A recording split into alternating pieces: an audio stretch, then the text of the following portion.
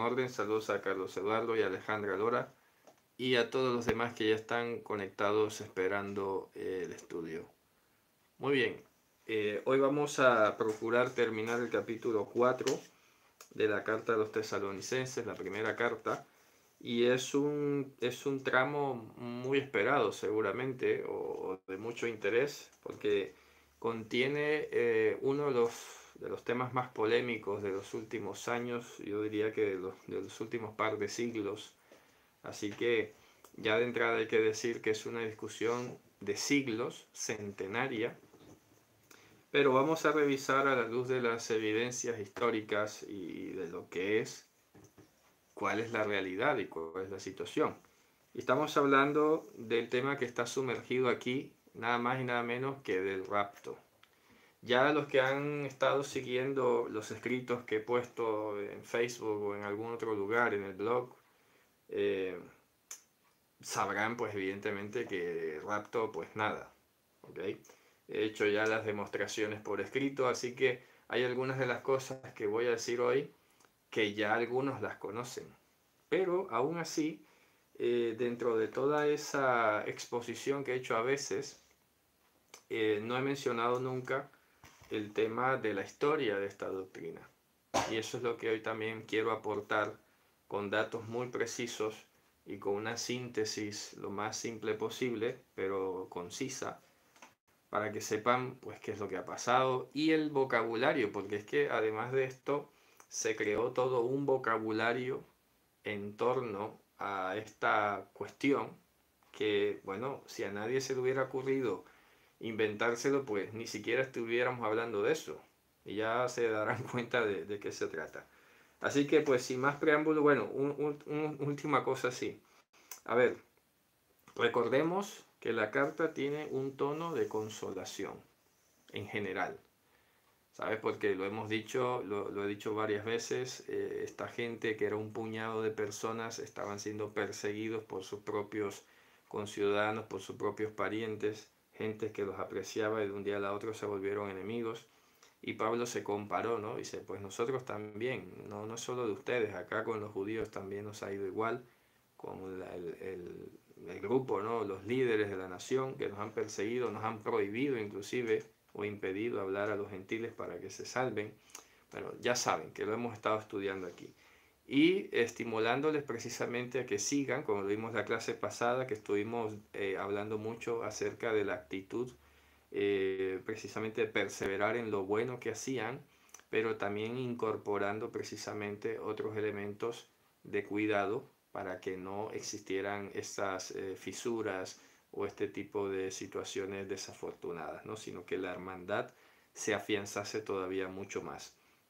Y recordemos que también lo dije, que al igual que la carta de los Efesios, el objetivo también es que estas personas se vean más compenetradas como comunidad y puedan crecer como luz en medio de esa tiniebla que había en esta ciudad de Tesalónica. Bien, entonces como parte de todo este mensaje de consolación, fíjense que el versículo 13 empieza Pablo diciendo, no queremos, y además, porque terminaba diciendo, oye, condúzcanse bien para con los de afuera, para que no tengan necesidad de nada. Bueno, ya saben que ya lo explicamos la vez pasada, ¿no? Entonces dice, y no queremos, hermanos, que ustedes ignoren. Fíjense ustedes, es muy curioso que el verbo ignorar no existe en hebreo. Es impresionante. Es una de las pocas palabras que no, a ver, pocas no, de estas palabras selectas que no existen en hebreo. En hebreo no puedes decir yo ignoro. Tienes que decir no sé, pero no existe el verbo ignorar. ¿Ok? Entonces, lo que esto está tratando de decir, como hemos dicho varias veces, que conocer es tener esa comunión, ¿ok? Y saber ya de una manera experimental, de una manera natural, como cuando he dicho saber conducir, saber llevar una bicicleta, saber tocar una guitarra, ¿ok? Entonces aquí le está diciendo, no quiero que ustedes dejen de saber, debería más o menos decirse, o desconozcan, es decir, dejen de tener comunión o sabiduría o conocimiento sobre esto que vamos a hablar. Claro, todo parece indicar que tal vez había, no sé, esto es especulativo, ¿ok? Así que lo aclaro, especulativo. Podría ser que esa comunidad judía que estaba rodeando a esta comunidad floreciente y naciente e incipiente de Tesalónica, había llegado tal vez a decirles, ustedes son gentiles y no tienen esperanza de la vida eterna, a menos que se transformen y se conviertan al judaísmo. ¿Ok? Ojo lo que estoy diciendo. Acuérdense que no sería tan descabellado porque ya lo vimos en el libro de Hechos de los Apóstoles. Si no se circuncidan conforme al rito de Moshe, o sea, conforme a nuestra tradición, no serán salvos. Así que es muy posible, repito, que se le haya permeado algún tipo de mensaje de esta naturaleza diciendo, mira, ustedes siendo gentiles no tienen derecho a la vida eterna, ¿vale?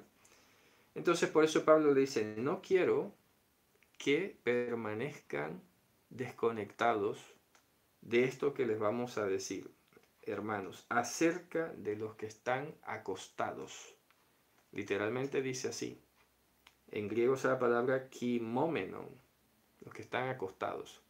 ¿Okay? De ahí de una raíz primitiva sale la palabra precisamente kimeterion, que es cementerio. Básicamente los que están acostados. Dice, para que no se entristezcan como los demás que no tienen esperanza. Aquí cuando dice los demás, evidentemente se estará refiriendo a los otros gentiles. Ojo que esto es muy importante, porque claro, el pueblo judío de toda la vida ha tenido la esperanza de la resurrección y la vida eterna. Los únicos que no tenían esa esperanza eran los gentiles. Porque claro, fíjense ustedes, muy tremendo, ¿no? Aquí tenía que ocurrir algo muy particular porque tal vez el mensaje no había contemplado este tema. Y es muy importante, por eso es que hay que hablar de todos los temas. Porque fíjense ustedes, en el mundo griego, por ejemplo, la gente pues no tendría estos problemas. Porque en el mundo griego pues te morías y te ibas para el inframundo y en el inframundo pues seguía la vida. ¿Ok?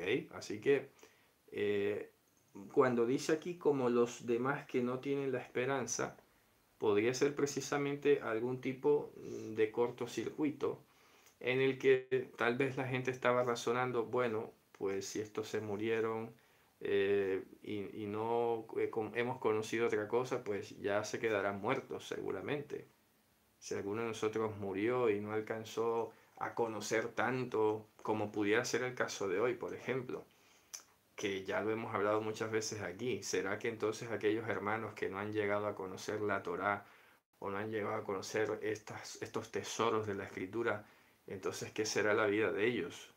Me explico, haciendo una comparación, a cualquiera de pronto se le estaban enredando un poco los cables. Entonces dice, para que no se entristezcan como los demás que no tienen esperanza. Y esto ratifica al mismo tiempo que la palabra esperanza, la palabra tikva, adquirió esa connotación univocacional ligada a la vida eterna. Ya sabrán algunos pues que efectivamente así se llama el himno de Israel, Hatikvah, la esperanza, pero en el lenguaje bíblico se está refiriendo siempre a la vida eterna. La vida eterna. Óigase bien. Hatikvah. En el himno dice otra cosa sobre la tierra de Israel, pero Hatikvah, Hatikvah Shelanu, la esperanza nuestra, es la vida eterna. Entonces dice el verso 14, porque si nosotros somos ma'aminim, y esto es una palabra fuerte, comprometedora, porque aquí, bueno, se traduce muy fácilmente si creemos. Bueno, no se trata de que estés convencido. Acuérdense que lo he dicho muchas veces que la palabra ma'amin, que es creyente, se traduce como creyente muchas veces.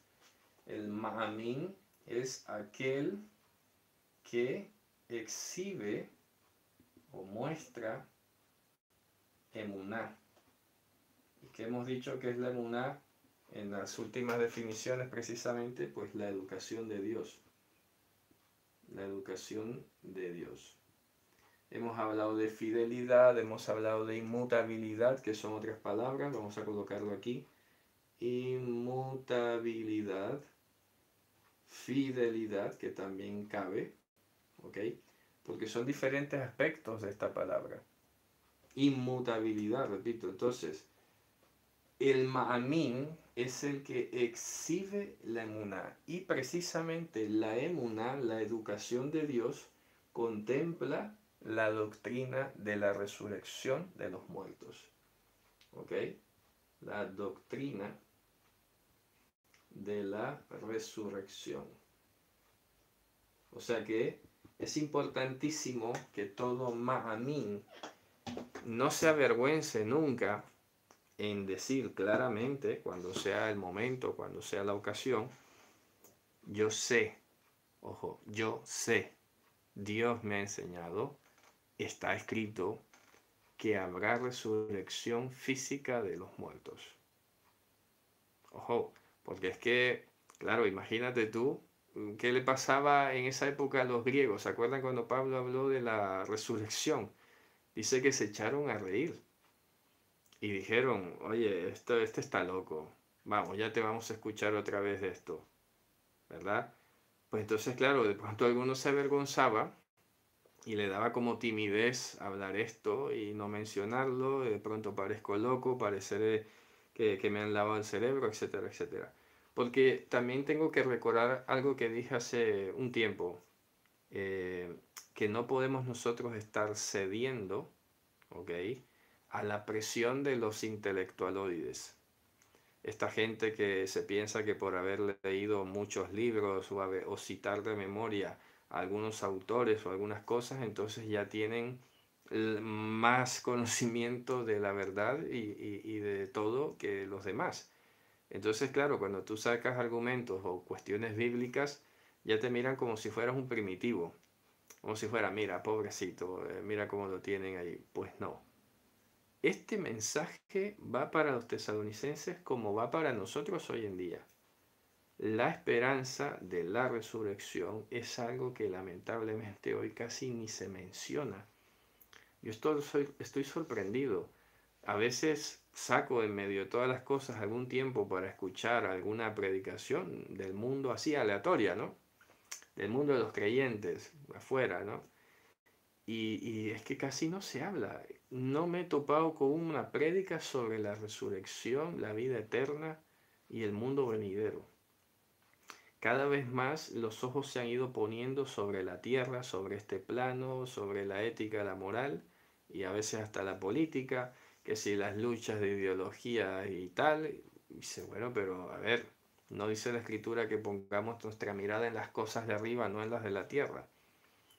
Entonces, pues, no puede ser que un tema tan importante como la resurrección, la vida eterna, esté tan descuidado y empolvado.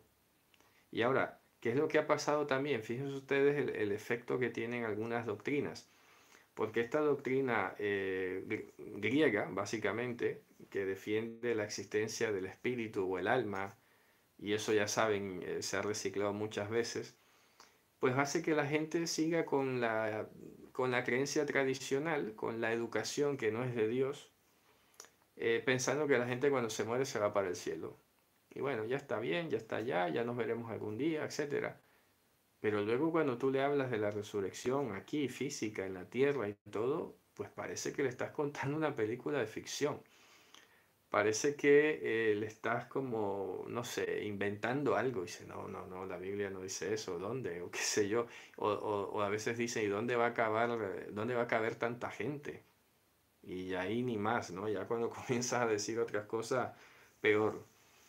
Entonces, quiero enfatizar, repito, que como Ma'aminim, nosotros tenemos que mantener firme la profesión de nuestra esperanza, porque fiel es el que prometió. Mantener firme la profesión. Cuando dice profesión significa que lo dices abiertamente, sin sonrojarte y con contundencia. Sí, yo creo en la resurrección. Fíjense que es muy curioso, y hay que decirlo, ¿no?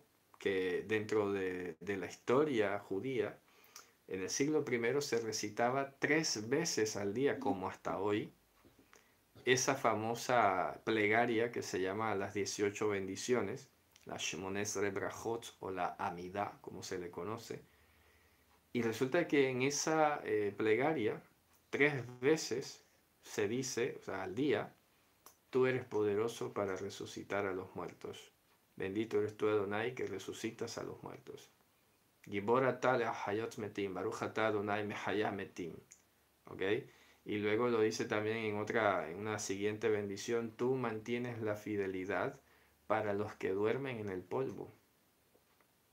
Mantienes la fidelidad para los que duermen en el polvo. Eso te mantiene conectado con una realidad que todavía no vemos, pero parece increíble, ¿ok? Pero mantener estos elementos presentes en nuestra mente constantemente te hacen ver el mundo de una manera distinta.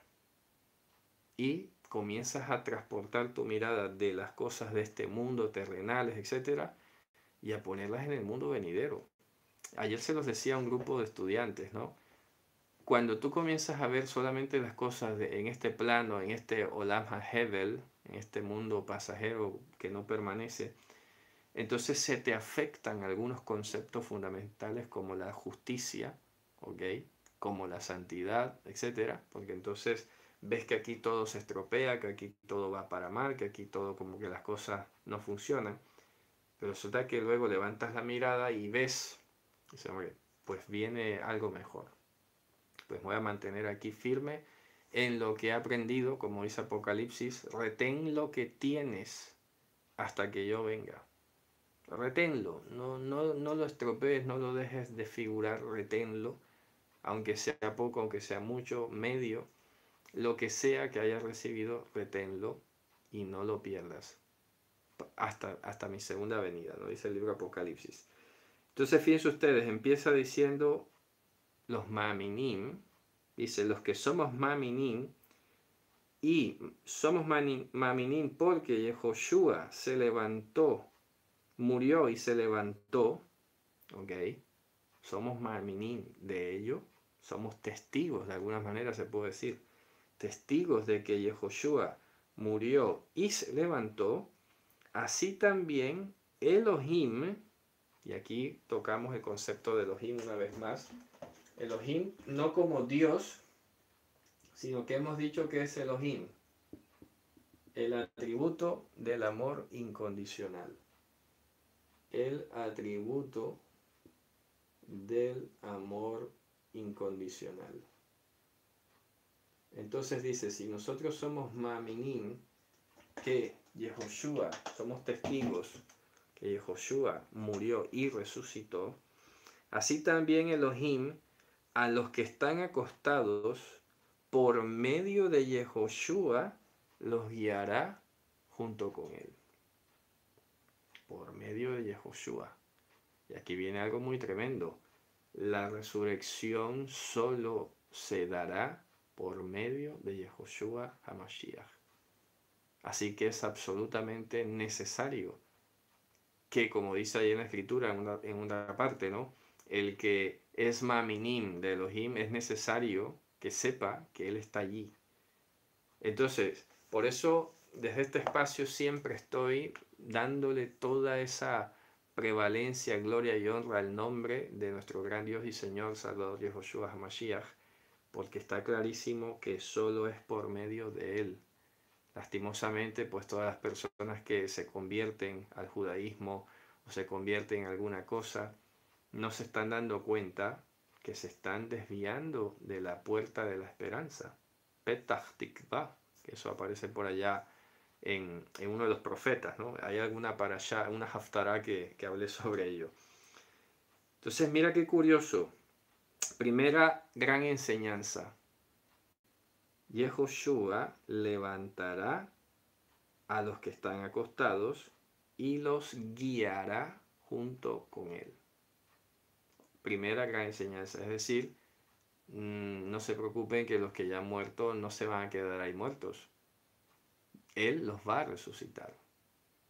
Y esto, repito, tiene un impacto emocional y psicológico muy grande. Porque al mismo tiempo, como bien dijo el apóstol Pablo, es que si los muertos no resucitan, vana es nuestra emuná. ¿Por qué vana? Porque no trasciende de este mundo, no dejaría de ser una simple filosofía más. Si nuestra emuná, repito, sin la resurrección, nuestra emuná no dejaría de ser sino una filosofía más de este mundo. Pensamientos. Estaríamos aquí hablando nosotros de cosas, pero igual nos moriríamos y algún día desaparecería todo este discurso. Lo que está diciendo aquí es muy potente. Está diciendo que esta enseñanza trasciende a este mundo y no va a desaparecer nunca. Eso es lo maravilloso, ¿no? Entonces, todas las personas que han muerto, sabemos que no han muerto en vano, que no han muerto para seguir muertos toda la vida. Han muerto, pero van a ser levantados. Todos aquellos que han sido, repito, llamados a ser maminim. ¿Y qué dice a continuación? Y aquí quiero aclarar otra cosa, porque resulta que en el verso 14 hay algunas traducciones que hacen algo un poco grosero, si se puede decir. Permítanme un segundo, 1 Tesalonicenses capítulo 4. Y miren lo que dice, porque aquí más de uno se agarra a veces de esto para meter otro mundo de creencias que ni siquiera tienen nada que ver. Y me refiero cuando dice el verso 14, la Reina Valera, dice, así también traerá Dios con Jesús a los que durmieron. Óigase bien y lean ese, si usted tiene una Reina Valera, léalo de nuevo. Porque ¿sabes qué pasa? Que si se lee así, más de uno ha salido a decir que eso confirma que hay gente en el cielo. ¿Ok? Ojo, la gente que lee este versículo lo agarra, porque así, traducido así, dice que Dios traerá con Jesús a los que durmieron. El texto no dice así. El texto está diciendo, así también Elohim a los que están dormidos, por medio de Yehoshua, los guiará. Guiará, y esta palabra es clave. El verbo que sale ahí es el verbo ago, en griego, que es guiar, donde viene pedagogo, donde viene sinagoga, y así sucesivamente. No es traer, ojo, porque entonces, claro, traerá con, y dice, entonces está en el cielo. No, no es traer, es guiar. Lo pueden buscar en cualquier diccionario y lo primero que te va a decir es guiar. Guiar, y es el sentido básico. Cómo se guía un rebaño, cómo se guía a los animales, cómo se guía todo esto. ¿Ok? Y efectivamente, me lo va a guiar junto con Yehoshua. Pero, repito, no es que los va a traer del cielo. Así que, aclarado esa parte, ¿no? Entonces dice el verso 15. Porque así, dice, porque esto también decimos en palabra del Señor, que nosotros, los que estamos vivos, los que quedemos hacia o hasta la parucía, la aparición del Señor, no anticiparemos a los que están acostados. Óyese bien esta palabra que es el segundo principio de esta emuná. ¿Ok? Me están diciendo que se escucha bajo. Yo no sé, aquí está a tope el volumen.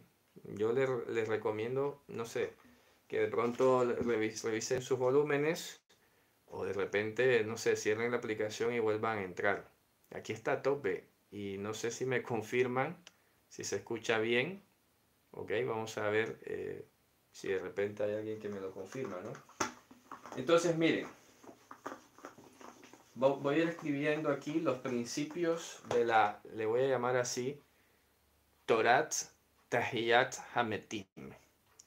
Torat Tahiyat Hametim, que sería la doctrina de la resurrección de los muertos. Lo voy a escribir aquí con rojo.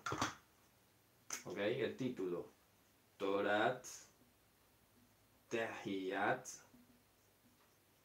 Hametim. ¿Ok? Así se llamaría en hebreo. Torat Tehiyat Hametim. Entonces, ¿qué hemos dicho? Primero de todo, Elohim, el atributo del amor incondicional, resucitará a los que han dormido.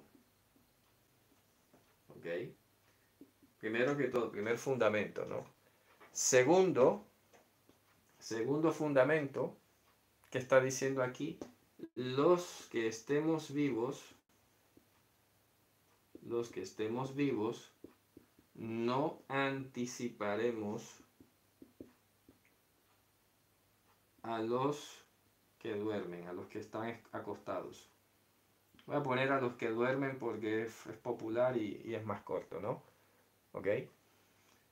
Los que estamos vivos no anticiparemos a los que duermen. ¿Esto qué tiene que ver? Pues resulta que, si se fijan, el libro de Apocalipsis, más adelante, añadirá un apéndice al principio número 1. Porque resulta que aquí dice, el libro de Apocalipsis, que hay 2 resurrecciones. ¿Ok? Hay 2 resurrecciones. Una para vida eterna y otra para confusión. ¿Ok? Y todo lo que es la condenación y todo. Así que habrá una resurrección de todos los que están acostados. Ojo, como concepto general, ¿no? Pero luego no podemos desconocer que hay 2 resurrecciones. Entonces, la primera resurrección, como ya lo dije, es para vida eterna. Y eso implica, como bien explicó el apóstol Pablo en el capítulo 15 de Tesalonicenses, que lo que resucita o lo que sale o lo que se levanta no es lo mismo que se sembró o se acostó. Se siembra en corrupción, se resucita en incorrupción.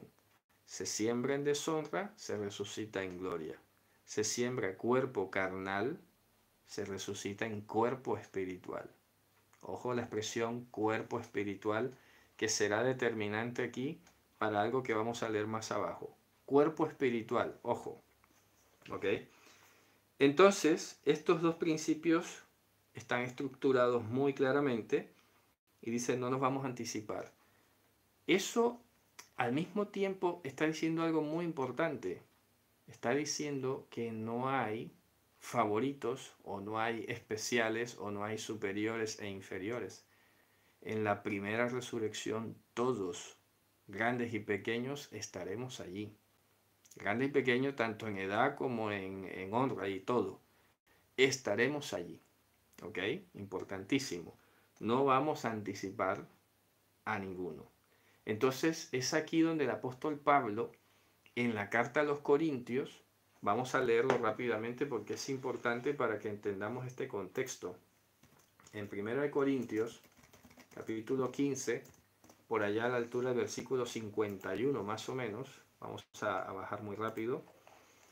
Voy a leerlo rápidamente por aquí en el... sí, más o menos 51, efectivamente. Y aquí os digo un sot, o sea, una revelación. No todos dormiremos, pero todos seremos ¿qué? Transformados. Ojo con esta palabra clave, transformados. Esto es algo que hoy nos parece obvio, tan elemental, pero en esa época no estaba claro. Porque sí, la resurrección es algo que todo el mundo ya sabía. Repito, en Israel, Tahiyat Hametim todos los días se repite 3 veces al día, etc. Pero este concepto de ser transformado, revestido en vida, eso no se había mencionado nunca. Pero hoy, repito, hoy nos parece obvio porque, bueno, sí, lógico, no lógica no, que nadie se lo había planteado en esa época. Vale, muy bien la resurrección, pero los que estemos vivos, entonces nos quedamos con este cuerpo y los otros con el mismo cuerpo carnal otra vez en vida. Dice Pablo, no, te voy a aclarar. Los que están muertos van a resucitar con un cuerpo glorificado, incorruptible, y nosotros, los que estemos vivos, vamos a ser transformados. Y ahora noten la siguiente palabra clave. En un momento, o sea, un instante, en un abrir y cerrar de ojos. Ojo, abrir y cerrar de ojos, que es un modismo, es un dicho. ¿Se entiende, no? Ojo, en un abrir y cerrar de ojos a la final trompeta, porque se tocará la trompeta, los muertos serán resucitados incorruptibles y nosotros seremos transformados. ¿Por qué? Porque es necesario que esto corruptible se vista de incorrupción y esto mortal se vista de inmortalidad. Otra palabra clave. Inmortalidad. Fíjense ustedes que este concepto que es tan sencillo para nosotros, inmortalidad, en hebreo es muy difícil de decirlo. Tú le preguntas a alguien cómo se dice inmortalidad. A ver, inmortalidad sería algo así como al-mut, pero es un poco inventado. Al-mut, no muerte. O sería como al-mutiyut, o sea, había que inventárselo, en teoría, ¿vale? Ojo. Entonces, prestemos atención a estas palabras claves. Transformado, abrir y cerrar de ojos, inmortalidad. Como una condición absolutamente implícita, que si tú ves en ninguna parte lo había dicho tan claro la Torá o los profetas. Porque sí, allá de repente Dios le dijo a Daniel capítulo 12, tú te acostarás, pero te levantarás al final de los días y recibirás tu herencia. Pero no le dijo cómo. Y Daniel se murió así. Y Abraham también le dijo, tú te acostarás en buena vejez y recibirás tu herencia. ¿En qué cuerpo? ¿Cómo? Y eso es lo que Pablo aclara en esta parte, porque más de a uno le estaba haciendo cortocircuito. Sobre todo, por ejemplo, conociendo el pensamiento griego, que a ellos les iba muy fatal la idea de que volviese a existir el cuerpo físico. Acuérdense que para los griegos la creencia del alma inmortal o el alma trascendental básicamente era la muerte era como una especie de liberación, porque se pensaba que este cuerpo era la prisión del alma y entonces cuando te despojabas de las limitaciones materiales, tu esencia inmaterial trascendía, etcétera, etcétera, y todo esto, ¿no? Entonces viene Pablo y dice, a ver, no te agobies, que vamos a resucitar con un cuerpo, pero un cuerpo incorruptible. Ya no tendremos luchas de nuestras propias cuestiones carnales, etcétera. De momento pues tenemos que perseverar. De momento proseguimos al blanco, al supremo llamamiento, porque todos los días nos levantamos y tenemos que seguir viendo la manera de ser luz para los demás y todo esto, ¿no? Para la gloria de Dios. Porque acuérdense que eso también hay que decirlo, las cosas que nosotros hacemos de aquí en adelante, las hacemos en el Señor y para el Señor, porque de Él, por Él y para Él son todas las cosas. Él es la gran motivación de nuestra forma de vivir, como dijo el apóstol Pablo. Para mí el vivir de aquí en adelante, el vivir es Mashiach. El morir, ganancia. Ya cuando venga, si es que no viene antes Él. ¿Qué dijo el apóstol Pablo? Desearía yo ser revestido de aquella morada incorruptible. Por eso, en algunas felicitaciones que a veces doy un poco así raras, le digo que seas hallado vestido y no desnudo, en alusión a esa palabra que dio el apóstol Pablo. Para mí es uno de los grandes deseos que yo le puedo decir a alguien, que seas hallado vestido y no desnudo. Es decir, que te tome vivo la venida de Mashiach y puedas contemplar con tus ojos, como dice esa hermosa oración que está en la Amidá, que puedan ver nuestros ojos cuando tú regreses a Sion con ese amor entrañable.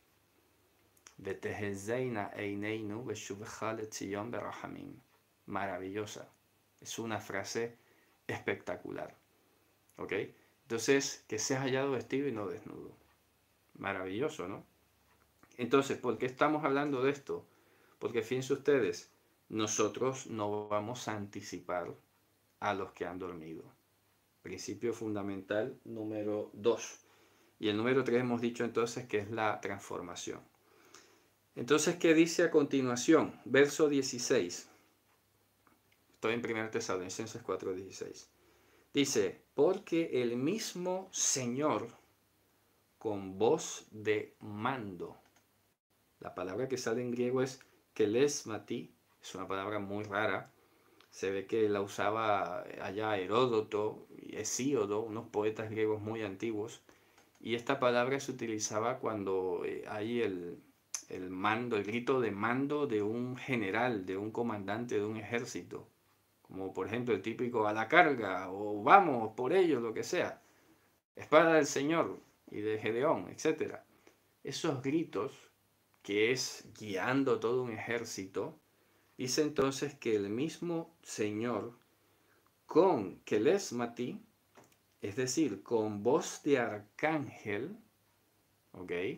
Con el mando que seguramente va a haber una asignación de los ángeles que dice que enviará a sus ángeles y reunirá a los escogidos de los 4 ángulos de la tierra, ¿ok? Con voz de arcángel y con trompeta de Elohim. Trompeta de Elohim es una forma de decir una trompeta poderosa, incorruptible, ¿ok? Es más, ayer casualmente, yo creo que no es casualidad porque es impresionante que yo estudio cosas en la semana, así que me vienen, y luego todo se va juntando cuando viene la enseñanza de Shabbat. Y precisamente leía que Moshe era llamado Ish HaElohim, y explicaban por qué se llamaba Ish HaElohim, y era básicamente porque había buscado la misericordia, el amor incondicional para Israel. Entonces cuando dice aquí con trompeta de Elohim, ¿qué hemos dicho que es Elohim? Con la voz de este poder que resucita a los muertos. Porque si el amor es porque no deja de ser. Elohim, por eso lo dice, el amor nunca deja de ser. Dios es amor, el amor nunca deja de ser. Entonces, trompeta de Elohim, básicamente es decir, el imperativo irresistible, incontenible y poderoso de la vida. El mandato de la vida. Cuando ese mandato suene, no va a haber sepulcro que retenga a ninguno de los que han dormido. Por eso es que el apóstol Pablo dice más adelante, ¿no? Cuando esto corruptible se haya vestido de incorrupción y esto mortal se haya vestido de mortalidad, entonces llenará la palabra que está escrita, la muerte será absorbida por la victoria. Espectacular. ¿Dónde está muerte tu aguijón? ¿Dónde está sepulcro tu victoria? Impresionante. Así como dice otra parte de la escritura, que era imposible que el Sheol retuviese a Mashiach, por obvias razones, porque su cuerpo no vio corrupción, porque nada más y nada menos era incorruptible, era nuestro Dios que estaba aquí, que vino y nos salvó. ¿Ok? Entonces por eso dice trompeta de Dios. O sea, repito, el mandato de la vida eterna. Dios dirá en aquel día, vive y vivirás. Aunque tus cenizas se hayan esparcido en el mar y te hayas quemado o lo que sea, ¿me explico? Porque Dios no va a necesitar de estas cosas. No va a necesitar que estés conservado como los egipcios, ¿no? Que hacían una momia y estas cuestiones. Dios engendrará la vida como lo hizo al principio. Engendre en las aguas seres vivientes. Engendre la tierra vida. Pues así, porque es el mandato poderoso y sabio de la vida. ¿Ok? Entonces el mismo Dios, el mismo Señor, con voz de mando, con voz de arcángel, con trompeta de Elohim, bajará del cielo. Bajará del cielo. Y los muertos en Mashiach serán levantados primero. Qué espectacular. Y aquí lo aclara. Ojo, es aquí donde se deriva entonces el principio de las dos resurrecciones. Porque hemos dicho, Elohim resucitará a los que han dormido. Muy bien. pero ahora te aplica una condición en Mashiach, los que han muerto en Mashiach. Por eso dice primero, ¿por qué? Porque está hablando de la primera resurrección, pero no porque ellos primero y luego nosotros, no. Ellos resucitarán y nosotros simultáneamente seremos transformados, ¿ok? Incorruptibles ambos. Pero cuando dice primero, es porque se refiere a la primera resurrección. Entonces los muertos en Mashiach resucitarán en la primera resurrección. Nosotros los que estemos vivos, pues seremos transformados. No es difícil, ¿ok? Y luego entonces viene el verso polémico, verso 17. Pero es que ya diría yo que con todo lo que he explicado aquí, no nos perdemos ni por un milímetro. El problema es, ojo lo que voy a decir, el problema viene, y es aquí donde haré una historia resumida de lo que es la doctrina del rapto y todo esto. Pero el problema viene porque el verbo harpayesómeta que sale aquí, que el nominativo, la raíz sería harpazo, ha sido traducido como arrebatar. Y aquí, como lo expliqué en un artículo que escribí, es donde viene el problema de la percepción. ¿Ok? ¿Por qué? Porque si se traduce como arrebatar, arrebatar tal cual, si tú lo buscas en la Biblia hebrea, lo que fue el verbo taraf, ese verbo siempre se usa cuando el animal arrebata una presa para devorársela. Entonces yo no sé en qué cabeza le cupo a alguien pensar que esa era una excelente figura para decir que Jesús viene como si nosotros fuésemos una presa a arrebatarnos como para devorarnos. Es un poco dantesco, ¿sabes? Entonces, aún así, ni siquiera, aunque dijésemos sí, arrebatar como una presa, que Jesús viene y te arrebata, aún así este verso no da para toda esa doctrina que se creó llamada el rapto secreto. ¿Ok? Pero antes de hablar de esa doctrina, que ustedes sepan con contundencia qué es y quién se la inventó y todo esto, terminemos de leer el versículo, porque aquí viene algo interesante. Por eso he anotado algunas palabras aquí y ya verán cómo se conectan. Dice, entonces nosotros los que estemos vivos, los que hayamos quedado, a la vez junto con ellos, por eso les dije a la vez, simultáneamente, junto con ellos, harpayesómeta. Entonces, traducen seremos arrebatados. Y el peor problema es cuando dice en nubes. Claro, leído así, arrebatado en nube, ¿qué significa? Pues que no sé, parece que va a venir unas naves en forma de nube, unos vehículos en forma de nube, y va a venir por nosotros, nos van a raptar y nos van a llevar. Esa es la imagen que se tiene popularmente. Va a venir unas nubes y nos va a llevar. Es muy curioso esto porque inclusive en varias películas que se han hecho sobre el tema, pues esta parte no la ponen. ¿Qué es lo que suelen poner? Como que la gente se desaparece, como que se desvanece y hasta la ropa se cae, ¿ok? Y todos desaparecen como si fueran burbujas de jabón, ¡puc, puc, puc, puc, puc! Y se desaparecen. Por eso es que llama el rapto secreto y todo, pero aquí de secreto no tiene nada. Aquí te está diciendo literalmente, si lo leemos literalmente, dice que seremos arrebatados en nubes. Ojo. Es aquí donde vienen los líos para la gente a veces cuando tiene una doctrina muy agarrada y se enfrenta al mundo de la Torá y de la lengua hebrea y del pensamiento judío. En nubes es una expresión idiomática que equivale nada más y nada menos a un abrir y cerrar de ojos. Eso es en nubes. ¿Ok? En nubes. En un abrir y cerrar de ojos. De hecho, esto se explica en el Talmud, por ejemplo, cuando Rabbi Yehoshua ben Levi discutía sobre esa aparente contradicción de la venida de Mashiach, porque decía, acá en Zacarías dice que viene montado en un burrito, pero en Daniel dice que viene Imananei Dishmaya, en las nubes del cielo. ¿Cómo se entiende eso? Entonces le explicaba Rabbi Joshua ben Levi. Cuando dice que viene montado en un burro significa que viene a paso lento.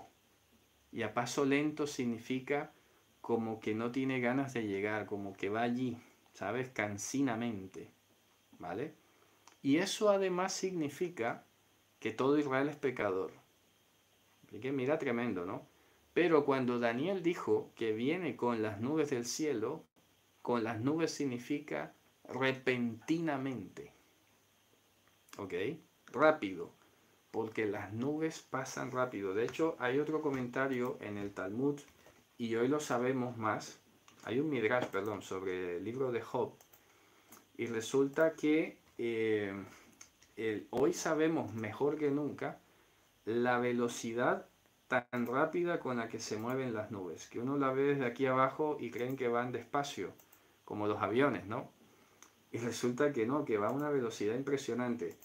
Entonces miren lo que dice aquí, un segundo, a ver, Cananín, en el libro de Job, vamos a ver, que había algo así como que dice que pasará como la nube y ya no estará. ¿Ok? Pasa que ahora no me acuerdo, a ver cuál es el versículo que dice en el libro de Job, a ver si lo recupero, permítame un segundo, porque eso es espectacular, lo que aparece en el libro de Job con relación al hecho de que pasará como la nube y ya no estará, dice. Es impresionante. Creo que, a ver, sí, a ver, no sé. No sé si es Job 26.9, podría ser. Hay varios textos. Hay varios. Job 37.11. También pudiera ser, por ejemplo, 38.9, cuando dice: me he puesto mi vestimenta como de nube, o sea, pasajero, que se va muy rápido. Entonces, todos estos pasajes en el libro de Job, mira, aquí está, este era el que quería, Job 7.9. Kala anan vayelech, ken yoret sheol lo yale. Eso es, Job 7.9. Se acaba como la nube y se pasa. Así es el que baja al Sheol, no subirá. Mira qué interesante. ¿Okay? O sea que la sentencia inicial es esta. Y el otro texto que les dije, puse mi vestimenta como la nube. Bueno, es decir, algo que pasa muy rápido. O sea, está hablando de la corporidad, de esta carnalidad. Entonces, cuando está diciendo aquí que entonces nosotros, los que estemos vivos, los que hayamos quedado simultáneamente junto con ellos, seremos ¿qué?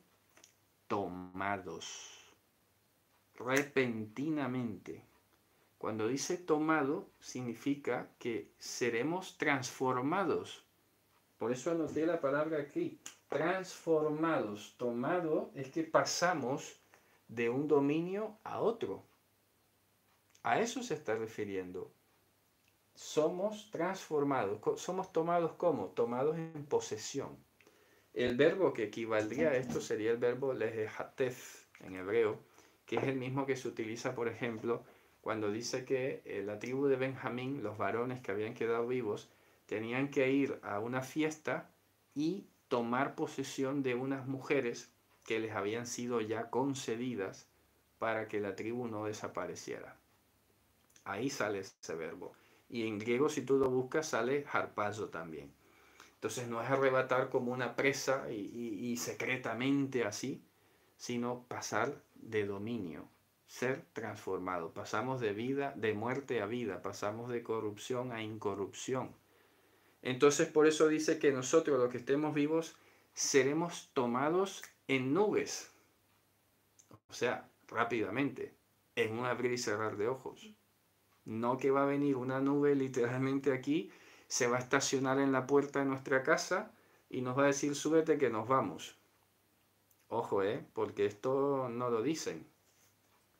Ojo, Pero fíjense cómo se conecta todo el lenguaje de en nubes con abrir y cerrar de ojos, ser tomados con ser transformados. ¿Ok? Ser tomado con ser transformado. Y ahora viene la última perla, que esta se las digo que es una novedad. ¿Por qué? Porque viene lo siguiente. Dice, para recibir al Señor al aire. Así dice literalmente. Hasta el aire. Ad aera, sale en griego. Is aera. Y hasta ahora, de las cosas que he escrito, y no estaba tan desfasado, pero me dio una felicidad encontrar lo que encontré hoy, que dije, mira, Baruch Hashem, porque hay veces que me atrevo a decir cosas y, y simplemente sé que es así, pero claro, me gusta siempre tener una prueba, un respaldo, un documento que decía, mira, no me lo estoy inventando.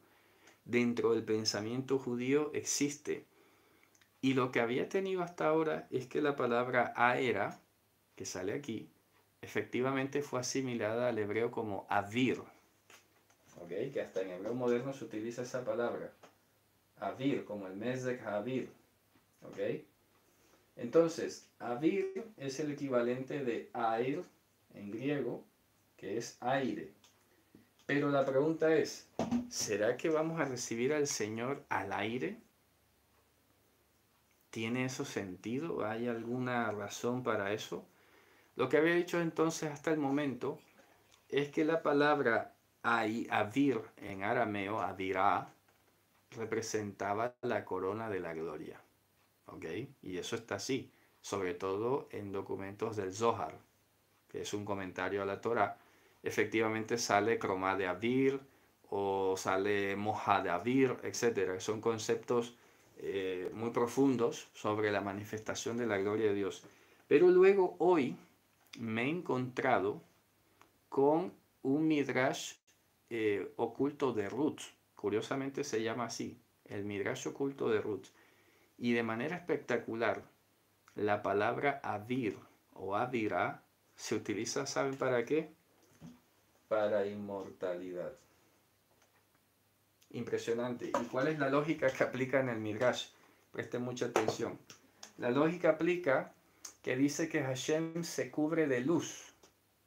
Y la palabra luz en hebreo es or. ¿Ok?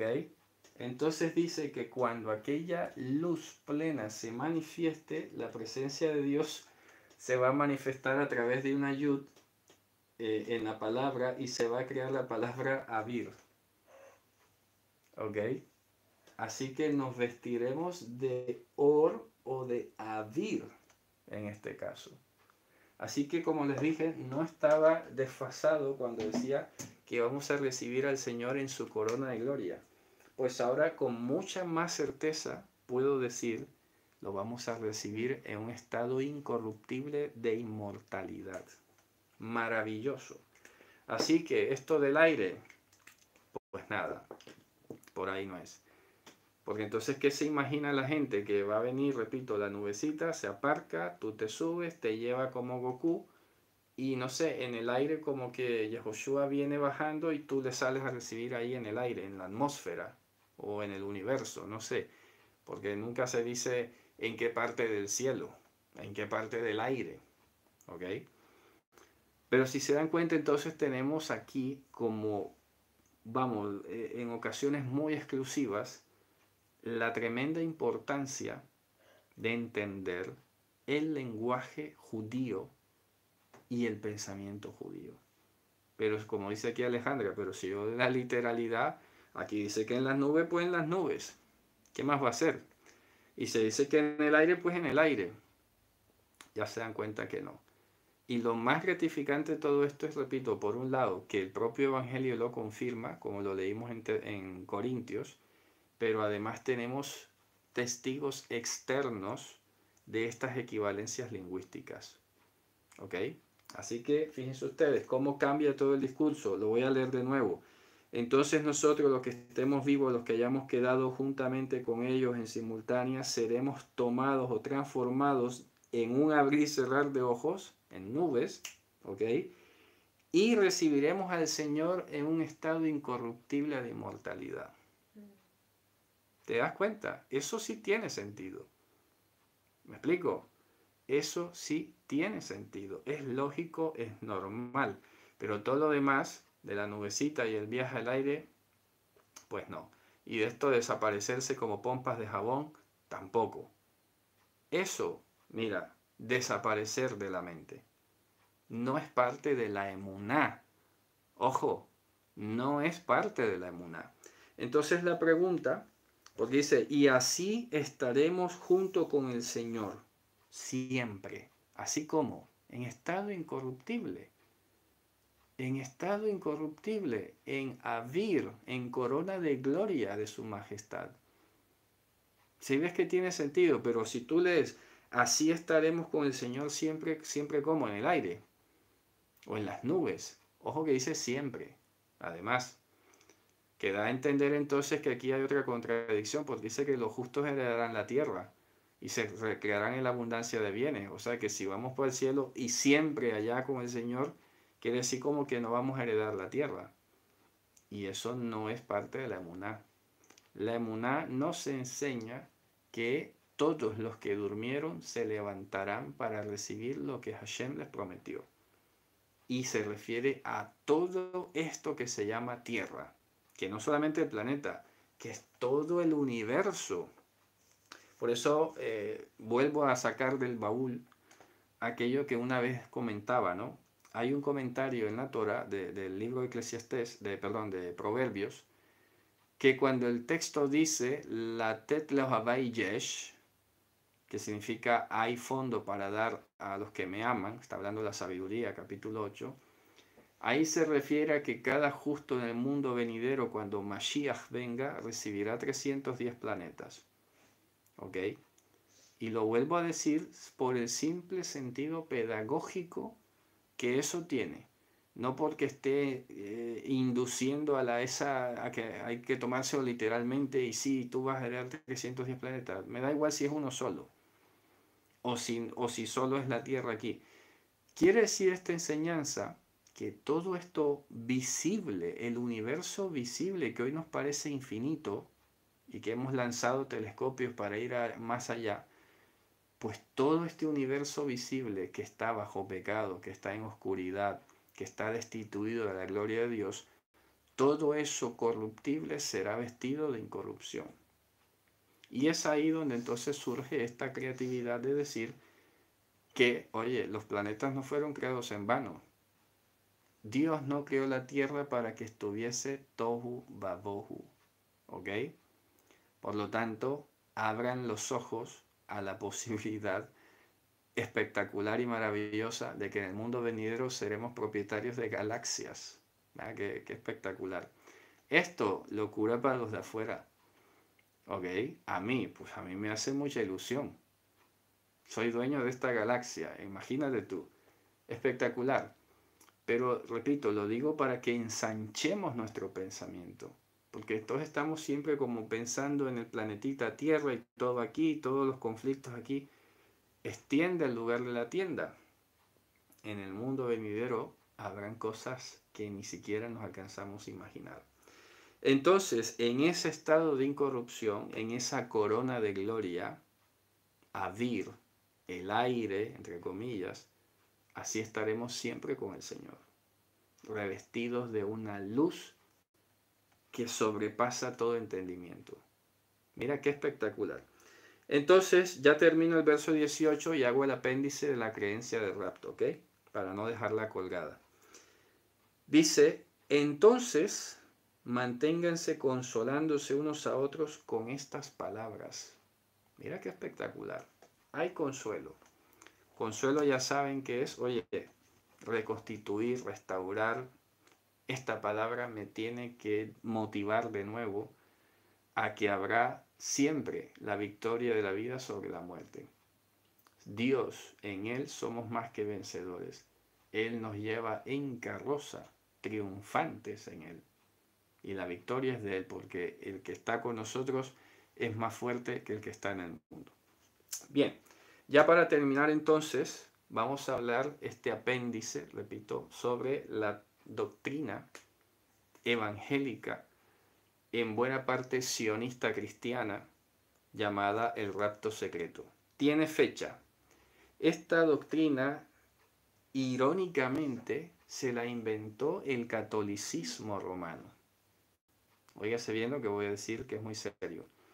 Resulta que cuando Lutero, Calvino y todos estos sacaron la reforma y pusieron el grito y salió todo este tema, se hizo muy común en los cristianos protestantes decir que el Papa era el anticristo. Y eso hasta el día de hoy más de uno todavía lo repite. ¿Ok?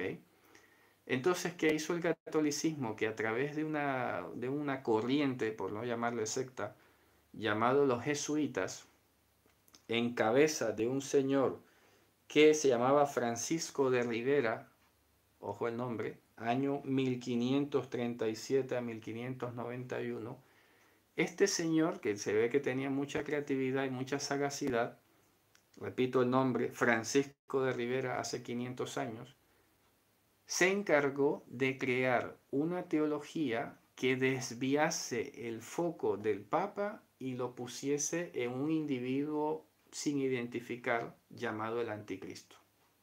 ¿Ok? Para que, repito, para que dejaran de tirarle tanta agua sucia al Papa. Entonces se inventó esto del rapto, para dar a entender que el problema no era de protestantes contra católicos y tal, no, sino que todos los cristianos mezclados serían arrebatados cuando apareciera ese mensajero de Satanás. Ojo. Y así lavaba la cara del Papa, para que no pensaran que él era el anticristo. Y efectivamente, porque no podía faltar el antisemitismo, este señor llegó a decir que el anticristo iba a hacer una alianza con los judíos. Y toda esta lluvia, ese aluvión de pésima interpretación de las profecías de Daniel, comienza a darle cuerpo a lo que mucho tiempo después, casi 300 años después, se vendría a llamar como dispensacionalismo. Entonces se crearon un disque por milenios, primero un milenio, 2 milenios, el séptimo milenio es el milenio de la iglesia, ¿ok? Y de ahí viene todo este tema que precisamente se deriva de ahí, este vocabulario que dije al principio de esta transmisión, que no tendría ni que existir. Entonces surgieron los amilenaristas, los que no creen en un milenio, y los milenaristas. Pero luego los milenaristas tienen unos hijos que se llaman premilenaristas, postmilenaristas, semimilenaristas, y todo girando en torno hacia en qué momento es que se va a dar el rapto, ese supuesto rapto. Entonces, fíjense ustedes, tuvo éxito la campaña de desenfoque, porque entonces ya dejaron de ver al Papa como el anticristo y empezaron estos a discutir que cuándo era, que si es antes de la tribulación, de ahí viene lo de pretribulacionista, tribulacionista, post-tribulacionista, y este montón de palabras que digo, pero es que no tienen oficio, de verdad, pero ya saben de dónde sale. Lógico, es un producto de la carne. Y no vean ustedes cuántas divisiones ha causado el discrepar en que si es pre, si es post, si es amilenarista y semimilenarista, etc. Sinceramente, repito, una pérdida de tiempo.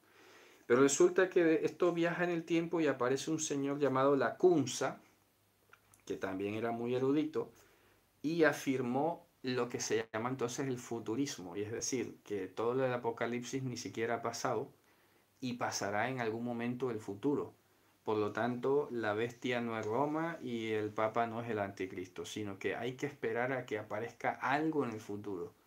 Acuérdense siempre que la doctrina del rapto y la dispensación surge de fuentes católicas para lavarle la cara al Papa y para tratar de desviar la discusión.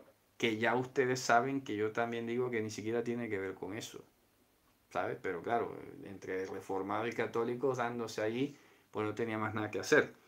Hasta que aparece definitivamente un señor que marcó el rumbo definitivo de todo esto, que se llama Samuel Rothey Maitland, que fue el que entonces, siendo reformado, se convirtió en católico y comenzó a decir, como hemos visto hoy, ¿no? En estos tiempos, que mucha gente que eran youtubers, evangélicos, no sé qué, y de la noche a la mañana católico. Pues igualito, es que la historia se repite, impresionante.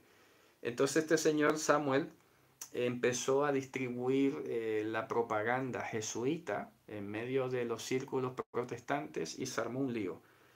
Luego, para completar, aparece un señor llamado James Todd, como para reforzar la cosa, que era profesor de hebreo, que ahí está el detalle.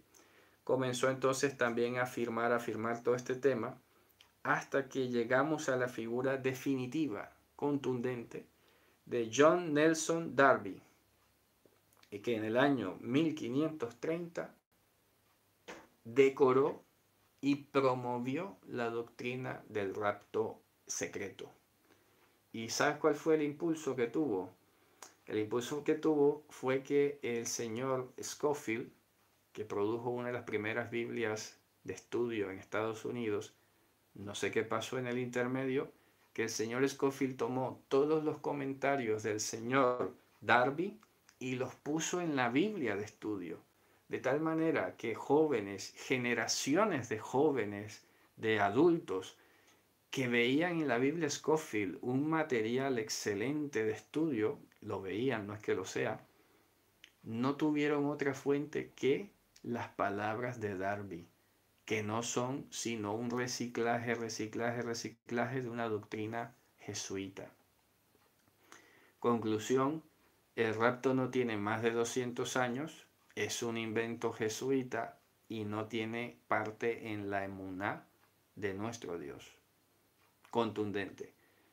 Así que paciencia, paciencia y al mismo tiempo, como lo he dicho, mira, esto ni siquiera es para discutirlo.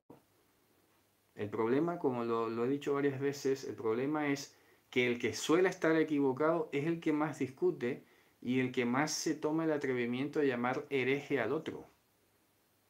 Entonces, si yo desde aquí, yo creo que me he mostrado, en varias ocasiones lo he dicho, mira, a mí me da igual si hay rapto o no hay rapto, y lo digo así, en el sentido de que, mira, eso no me interesa ni discutirlo, o sea, eso no está en mi emuná, no está en mi mundo, así que si tú crees, pues me da igual. No sé si tú crees en el rapto, a mí me da igual. No voy a empezar a discutirlo porque eso para mí no tiene discusión. En mi emuná no existe el rapto, la escritura no tiene lugar para el rapto. Y además, contundentemente tiene fecha y tiene creador. ¿Qué más quieres? Ahora, ¿quieres creer que existe? Bueno, pues allá tú.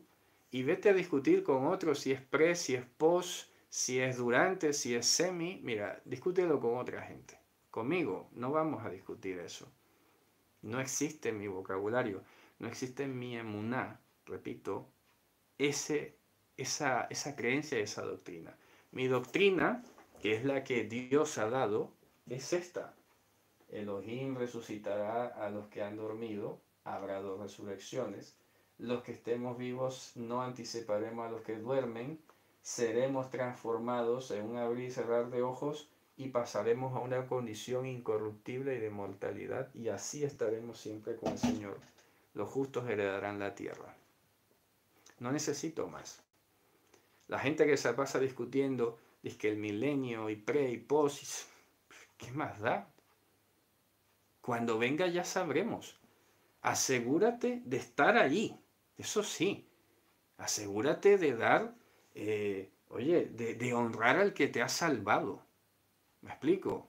Asegúrate de honrar a aquel que te llamó, que no nos ha llamado a la inmundicia, sino a la santidad. ¿Me explico? Así que, oye, como dice aquí Blanca, ¿no? La escatología es más simple de lo que nos ha enseñado. Por supuesto que lo es. No necesitamos más. ¿Para qué más? Me explico, pero la gente quiere utilizar la escatología para, primero, parecer muy intelectuales, segundo, para tener una vara con que medir a los demás, y tercero, para sentirse juez de otros. Y yo los mejores y ustedes los peores. Mira, ¿sabes qué? La emuná es muy sencilla, demasiado sencilla. Y esto es lo que nos debería bastar y conectar a todos. Pero imagínate que a mí me pregunten, oye, tú eres premilenialista, ¿y eso qué es? Ah, si no eres premilenialista, entonces no eres, ¿qué? Salvo, será. O soy hereje, ¿acaso? ¿En serio? ¿Eso me va a dar para que me llamen hereje a mí? Hombre, pues disculpa que me ría. No debe ser, o sea, estas cosas no deberían ni siquiera discutirse, repito. Nosotros tenemos que afirmarnos en lo que hemos aprendido, qué es lo que la Escritura dice. Y ya está, sencillo, no necesitamos saber más. Así que bueno, Javerín, con fechas, con nombres, repito, esa doctrina no tiene más de 200 años y se originó en el seno de un grupo jesuita. Así que espero que todos estos datos les sirvan, ¿ok? Si eso, vuelvan a ver el vídeo, repasen, porque la verdad que yo me he sentido muy contento de esto que encontré hoy, que reafirma, repito, que no era el aire, que yo sabía que no era el aire, hombre, que no puede ser, que esto tiene que ser otra cosa. Y fíjate que estaba. Ya me había anticipado, ya había dicho cosas, pero hoy yo mismo recibí pues esa satisfacción, ¿no? Por decirlo de esa manera. Así que bueno, con esto nos despedimos, cerramos el capítulo 4 y les recuerdo que hoy está iniciando el último día del mes, mañana tenemos Rosh Hodesh, así que hay una lectura por ahí especial sobre Mahar Hodesh, ¿no? Con esto entonces, Javerín, nos despedimos, que nos consuelen estas palabras, que pongamos la mirada en las cosas de arriba y no las de aquí, y que venga pronto nuestro Mashiach en nuestros días, que seamos hallados vestidos y no desnudos. Leitraut, Shabbat Shalom.